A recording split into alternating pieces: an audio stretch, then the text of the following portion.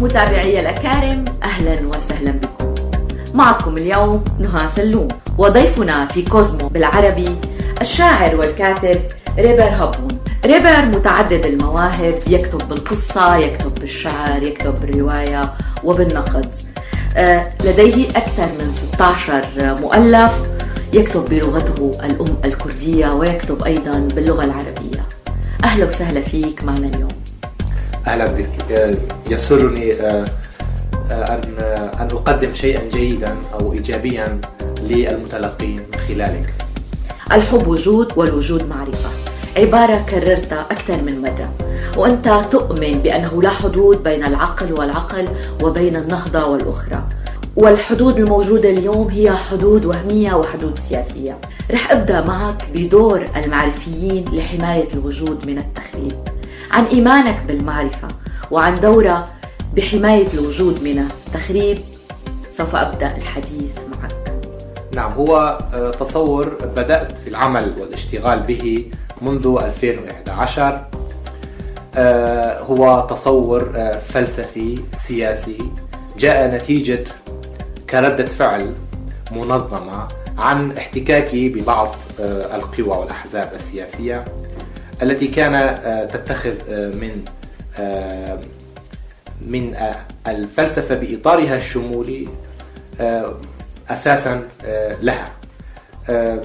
ونتيجة هذا الاحتكاك أصبحت لدي مواقف مباشرة وغير مباشرة، مما استدعاني في البحث مليا عن إخراج فكر جديد، فكر يخدم تطلعاتي ككاتب، يقترب من الأعمال الفكرية، يقترب من الأفكار أو القضايا الإشكالية المتصلة بالإسلام السياسي، المتصلة بالأحزاب الشمولية التي كان هدفها وهمها الوصول إلى السلطة من خلال تشبهها أو تقمصها أو ادعائها بقربها من النهضة والتنوير وما هنالك من أشياء. لهذا حاولت من خلال هذا التصور أو هذا الفكر أن أؤسس لحالة فكرية جديدة وبديلة، عمادها نقد الفكر الشمولي، نقد الفكريين، نقد تأليه القائد، نقد الإسلام السياسي، ونقد الربيع العربي على ما جاء وما حمله من كوارث وعقبات بوجه المجتمعات للحيلولة دون وصولها إلى حالة ديمقراطية مدنية جديدة تليق بها كمجتمعات كانت ذات يوم منارة حضارية، وأعني بذلك الشرق الأوسط بما يحمل من مجتمع فسيفسائي متعدد عرقيا وأثنيا.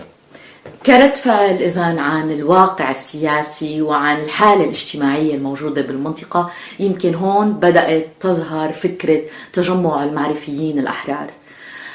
ما هي هذه الفكرة وما هو تجمع المعرفيين الأحرار؟ هي هذه الفكرة انبثقت من صلب تصور الحب وجود والوجود معرفة، هدفه جمع المعرفيين في روابط وشبكات ليقوموا بعملية التأثر والتأثير، أو لإيجاد مناخ يحمي هؤلاء المعرفيين الذين كانوا ضحايا محاكم التفتيش في كل أنحاء الوجود، وكان هناك بينهم وبين قوى السلطة صراع، فمرة يكون هناك مهادنة مؤقتة ومرة أخرى يقوم السلطويون باستغلال مبتكراتهم وإبداعاتهم، وكثير من الأحيان كانوا ضحايا داخل مؤسساتهم التنظيمية أو دولهم، كانوا ضحايا الرأي، كانوا ضحايا رغبتهم في إحداث التغيير. فكان هناك صراع أزلي وممتد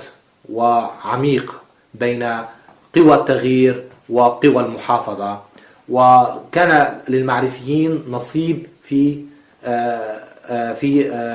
الانحياز لقوى التغيير التي تحاول الإصلاح، تحاول إزالة كل ما يكون حيلولة للوصول إلى التغيير الاجتماعي أو التغيير الجوهري أو إخراج تلك المجتمعات من حالة الحصار وحالة القطيعة إلى حالة التفرد والانفتاح. أيضا عن دور الأدب بالتغيير، وعن قداسة الكلمة، وعن قداسة الكتابة، وعن أهمية الكتابة الإبداعية. في عندك العديد من الكتب مثل كيف تصبح كاتبا حقيقيا، ومفاهيم الكتابة المؤثرة. أنت أيضا بجانب آخر كان دائما في عندك نقد لفوضى النشر، وحتى اللي بيتابع صفحتك على الفيسبوك بيشوف انه قد ايه بتشير دائما اليوم الفوضى على السوشيال ميديا اللي خلقت منابر لناس يمكن انه عم بيبثوا شيء لا له علاقة لا بالأدب ولا بالكتابة، وقديش مرعب انه تكون المنابر الإعلامية بيد جهلة. نعم، قد يكون هذا رأيا وقد يكون رأيا متطرفا، لكن أحيانا أميل إليه، أكون مضطرا بأن أتبنى هذا الموقف، لأنه بصراحة مع تعدد وسائل التواصل الاجتماعي باتت هناك فوضى. هذه الفوضى أحيانا تخفي الوجه الجميل الذي يبحث عنه المتلقي، أو يبحث عن الإبداع الأصيل أو الإبداع الحقيقي. ووجود هذا المنبر الفضفاض بات مرتعا أو ساحة للمتطفلين على الثقافة والأدب. مع ذلك فهذا لا يعني أن الأصوات الحقيقية لا تتجلى، وأن المتلقي إن أراد فإنه يستطيع الوصول إليها، وأنه يستطيع إشادة الجسور بينه وبين المبدع الحقيقي الذي يتوق للانبلاج والتجلي في ساحة المتلقين بشكل عام. لهذا أنا أعتقد أن هذا شيء طبيعي مع تعدد وسائل التواصل الاجتماعي، وهذا يعني أن هناك وظيفة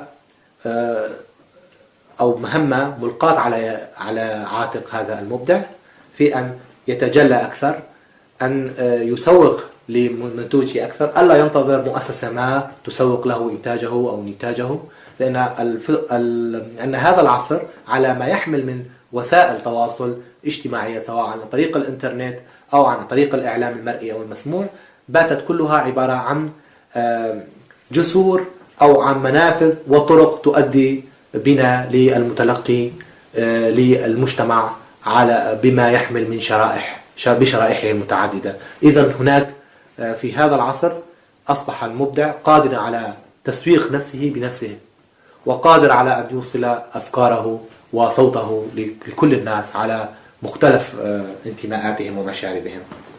الكاتب والناقد ريبر هابون، أنت أيضا بشكل شخصي أسست لموقع إلكتروني كان اسمه الحب وجود والوجود معرفة، وأيضا لديك دار نشر إلكترونية. هل لا تزال دار النشر والموقع الإلكتروني أيضا بحالة نشاط؟ أنا أؤمن أن عصرنا هذا يقترب للكتاب الإلكتروني، رغم أن الكثيرين لا يستسيغون هذا الكتاب، لا يستطيعون التعامل معه كما الورقي. ولكن هذه حقيقة أنني أنا كشخص اعتمدت على كثير من الكتب الإلكترونية كمراجع ومصادر في كتبي. لم يتسنى لي في فترة الهجرة والتنقل أن أقتني الكتاب الورقي، فذهبت باتجاه الإلكتروني، وقمت بإنشاء دار نشر إلكترونية مجانية خدمة لكل الذين لا يستطيعون نشر لظروفهم المادية نشر كتبهم بشكل ورقي. الكثير طرق باب النشر الإلكتروني واستطعت نشر العديد من نتاجاتهم ككتاب إلكتروني. اسم الموقع تجمع المعرفيين الأحرار ولا يزال موجود، وأنا أقوم بإدارته بشكل شخصي حسب وقتي طبعا. بالنسبة لصحيفة الحب وجود والوجود معرفة، قمت بنشر كمان هي كانت صحيفة إلكترونية. نعم، بإصدار 10 أعداد، ومن ثم توقفت نتيجة أنه لم يكن هناك ظروف مناسبة لاستمرار هذه الصحيفة.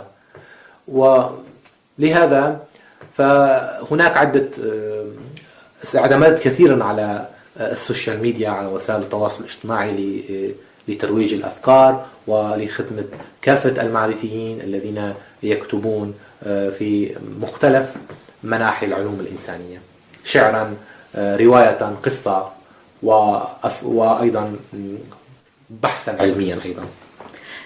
رح أرجع معك لمنبج مسقط رأسك، وهي المدينة اللي أنت ولدت فيها. عن البيئة الاجتماعية وأثرها على الكاتب وعلى ما يكتب، وعن وجودك اليوم بألمانيا، شو بعد في بذاكرتك صور من منبج، وقديه نشأتك الاجتماعية بهي البيئة أثرت عليك؟ هو يقال عن منبج أنها بلد الشعر. بدأت فيها شاعرا، من ثم ناقدا، من ثم قاصا مفكرا، وأخيرا روائيا. البيئة بكونها بيئة متعددة المكونات ساعدت على تكوين الشخصية الإبداعية. هي وليد بيئة ثرية، وعلاقتي بمنبج كانت علاقة جميلة، علاقة النحل بالزهور، لأن هذا الثراء الاجتماعي يولد ثراء إبداعيا بالضرورة. من ثم تنقلي بين منبج وحلب ودمشق ولبنان، ومن ثم العراق، وأخيرا ألمانيا، كل ذلك مصدر ثراء بالنسبة للمبدع. وقد ساعدني هذا التنقل على التعرف على الكثيرين، على قراءة الكثير من الكتب، والتعرف على الكثير من الأصدقاء الإيجابيين الذين أثرت وتأثرت بهم. أيضا ما قبل العام 2011 وما بعد العام 2011، وعن تجربتك بالهجرة والتنقل بين عدة محطات جغرافية، قد ايه هالشيء أيضا ترك أثره على كتاباتك؟ هذا الأثر يكتشفه المتلقي حين يقرأ تلك الكتب، ولابد من أن نستمع إلى المتلقي وما قد يراه من خلال قراءته لكتاب وكتاب آخر. أستطيع أن أجيب بالنسبة من وجهة نظري أن الإنسان المبدع أو الكائن الإبداعي وليد بيئة، وهذه البيئة تعطيه وتأخذ منه. ولهذا فإن تعدد البيئات هذا يعني بالضرورة تعدد المناخات. لهذا كتبت الشعر في مرحلة ما، ثم انتقلت إلى النقد الأدبي، دراسة نتاجات الكتاب، من ثم انتقلت إلى الرواية والقصة، وكان هدفي من ذلك التجريب، لأنني أرى أن التجريب أسمى من البقاء في فرع ما، في الرواية مثلا أو في القصة مثلا. أنا من الذين يحبون أن يجدوا أنفسهم أو أن يحاولوا تجريب مختلف الفنون الإبداعية، لا أن يتوقفوا عن فن دون آخر. فالبعض مثلا يكتب الرواية ولا يكتب غيرها، أما أنا فأكتب في الرواية وفي القصة وفي الشعر، وهذا أعتبره إثراء للمجتمع، للمتلقي. وأعتبر أن الكاتب يجب أن يجد إن كان لديه قدرة وطاقة فيجب أن يختبر قلمه في كل ميدان، كل أنواع الأدب. مظبوط. الكاتب ريبار هابون، أنت كردي الأصل، لكنك درست اللغة العربية وتكتب بالعربية وتكتب بالكردية. عن علاقتك باللغات وعن علاقتك بالتعبير باللغات، إن صح التعبير، وين بتعبر أكثر؟ وهل بتحس أنه أنت فعلا يعني باللغتين قادر أنك تكون نفس الشيء، يعني تعبر بنفس القدرة باللغة الكردية وباللغة العربية؟ واليوم أيضا بألمانيا صار في لغة أخرى هي اللغة الألمانية. نعم، لغة الكتابة بالنسبة لي هي العربية والكردية. أنا أحاول في المستقبل ربما ترجمة بعض كتبي للألمانية، ويجب على الكاتب في وقتنا الراهن أن يفكر بموضوع الترجمة. لأن الكتابة ملك لكل الناس، وليس الكتابة ملك لشريحة عرقية معينة. فالكاتب الذي لديه توجه معرفي يجب أن يكون منفتحا على الآخرين. وأحاول في المستقبل القريب ترجمة كتبي للغة الألمانية أو لغة أوروبية حسب ما يتسنى لي وحسب تلك الظروف والفرص التي ستأتي. لابد لأن يقرأ جميع الناس سواء في الشرق أو في الغرب تلك الكتب وتلك الأفكار لتدخل في حياتهم اليومية وفي سلوكياتهم وتبنيهم لآراء معينة. الكاتب ريبر هبون، بنهاية هذا اللقاء هل ممكن أنك تشاركنا ببعض مما سبق وكتبته؟ سأقرأ لكم قصيدة باعتبار أن الوقت لا يتسنى إلا لقراءة الشعر. كموال عشق أعانق فيك الإله الجميل، أعانق فيك السلام القتيل، وأشهق أزفر في صدرك بنهديك دفء الهواء العليل. تدلي بغاب الحنين كحبل، وسيري رويدا فدربي طويل. تجلي حفيفا يناجي الطيوف، حنينا يداهم حزن الأصيل. ونامي على ضفة الأغنيات كموال عشق كنبع ضليل. وهات ذراعيك عصفورتي نحلق تيها بساح الرحيل. تشبثت بالعشق دينا وفكرا يذيب القلوب ويسبي العقول. فهيا هلمي نعانق ظلا وشمسا تجاور هذه الحقول. فراشاتنا خرجت للمدى تفتش عن أغنيات السهول. تبارك روحين معشوقتي وتمسك نجما سريع الأفول. الله، شكرا شكرا، وشكرا أيضا على الوقت اللي أعطيتنا اليوم وعلى وجودك معنا. شكرا لك أيضا. بالإعداد والتقديم لحلقة اليوم كانت معكم نهى سلوم.